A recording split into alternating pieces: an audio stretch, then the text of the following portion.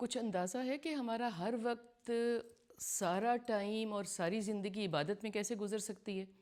وہ ایسے کہ ہم کوشش کریں کہ جو وقت ہمارا اس دنیا میں نہیں چاہیے نا،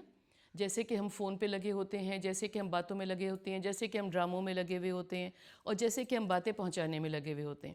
اور ہم فالتو کے کپڑے بنانے میں، سجانے میں، فالتو کے کھانے سجانے میں لگے ہوئے ہوتے ہیں، تو یہ دنیا داری کے کام ہے۔ زینت سے منع نہیں ہے، لیکن اتنی ہی کرنی ہے نا جتنی ریکوائرڈ ہے۔ اتنی تو نہیں کرنی کہ تھک جائیں نماز کے لیے، اور تھک جائیں یاد ہی نہ پڑے کہ اب تسبیحاں کیسے کرنی ہے، یا قرآن کھولنے کا آج ٹائم نہیں ملا، آج تو بالکل ہی قرآن نہیں کھولا، آج تو تسبیح کی طرف دھیان ہی نہیں گیا، میں اتنا تھک گیا۔ اور ایک میں بہت یہ بات کہتی ہوں کہ ہم کہتے ہیں نا کہ سب سے فارغ ہو کے، کاموں سے فارغ ہو کے میں آرام سے عشاء پڑھوں گا، تو یہ پلیز نہ کریں۔ جیسے کہ اذان آتی ہے نا، اسی وقت اگر ادائیگی ہو جائے تو بہت زیادہ بہتر ہے، اگر کہ کوئی مجبوری نہیں ہے۔ اس لیے کہ جب ہم سارے کاموں سے فارغ ہو کے اللہ کے پاس جانے کی کوشش کرتے ہیں نا، تو ہم کئی مرتبہ بہت تھک گئے ہوتے ہیں، اور اس وقت بہت اچھے سے ادا نہیں ہوتا۔ تو بہرحال بیسیکلی بات یہ ہے کہ اگر دنیا کے ایسے کاموں میں بہت دل نہ لگائیں جہاں پہ کم دل لگا کے بھی گزارا ہو جاتا ہے، اور کم دل لگا کے بھی ایسا نہیں ہوتا کہ لوگ کہیں کہ آپ دنیا سے فارغ ہیں، مولوی ہو گئے ہیں، مصلے پہ ہی بیٹھے ہیں، آپ کو اور کام ہی کوئی نہیں ہے،